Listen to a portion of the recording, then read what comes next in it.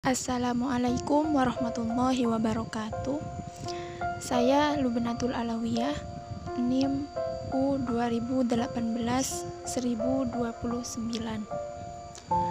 Saya akan menjelaskan tentang sejarah perkembangan Orientalisme.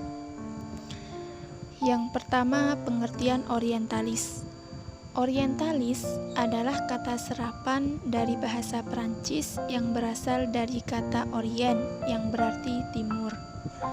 Secara geografis, kata ini dapat diartikan dunia timur, dan secara etnologis berarti bangsa-bangsa di timur. Orientalis memiliki makna yang luas, yaitu segala sesuatu yang berkaitan langsung dengan bangsa-bangsa timur beserta lingkungannya, sehingga meliputi seluruh bidang kehidupan. Namun, secara sempit, orientalis dapat diartikan sebagai kegiatan ahli ketimuran barat tentang agama-agama di timur, khususnya agama Islam. Kegiatan penyelidikan dalam bidang tersebut telah berlangsung selama berabad-abad secara sporadik, tetapi baru memperlihatkan intensitasnya yang luar biasa sejak abad ke-19 Masehi.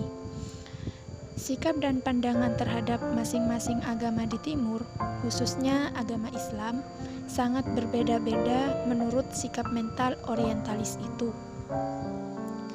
Selanjutnya tentang latar belakang munculnya orientalis.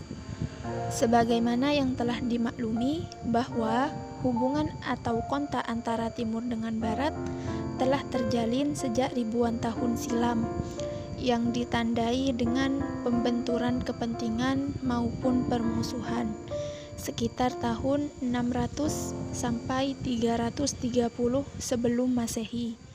Telah terjadi hubungan perebutan kekuasaan antara Greek tua dengan dinasti Achaemenid dari Imperium Persia sejak masa pemerintahan Cyrus the Great 550 sampai 530 sebelum Masehi. Akibat kepentingan ini mendorong masing-masing pihak untuk saling mengenal dengan yang lainnya. Selain itu, pada masa keemasan Islam, perkembangan intelektual di kalangan umat Islam sangat menonjol, sehingga berhasil membangun berbagai perguruan tinggi Islam. Sejarah mencatat ada 4 perguruan tinggi tertua di dunia Islam, yaitu Nizamiyah, Al-Azhar, Cordova, dan Kairawan. Keempat perguruan tinggi Islam inilah yang sangat mempengaruhi minat Barat terhadap dunia timur atau Islam. Dan yang terakhir, periode perkembangan orientalis. Yang pertama, masa sebelum meletusnya Perang Salib atau masa keemasan dunia Islam. Pada zaman keemasan dunia Islam, negeri-negeri Islam, khususnya Baghdad dan Andalusia atau Spanyol, menjadi pusat peradaban dan ilmu pengetahuan. Bangsa-bangsa Eropa yang menjadi penduduk asli Andalusia menggunakan bahasa Arab sebagai alat komunikasi dan adat istiadat Arab dalam kehidupan sehari-hari. Mereka menuntut ilmu di perguruan-perguruan tinggi Arab. Yang kedua, masa Perang Salib sampai masa pencerahan di Eropa. Perang Salib antara umat Islam Timur dan Kristen Barat yang menghabiskan tenggang waktu antara tahun 1096 sampai 1291 Masehi membawa kekalahan bagi Kristen.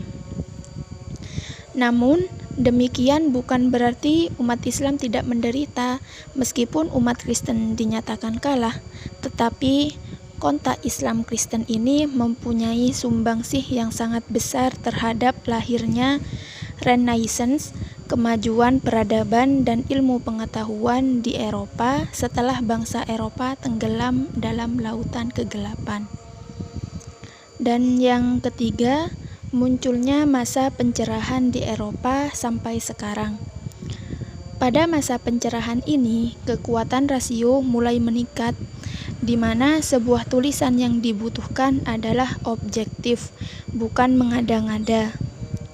mulailah muncul karya-karya mengenai Islam yang mencoba bersifat positif.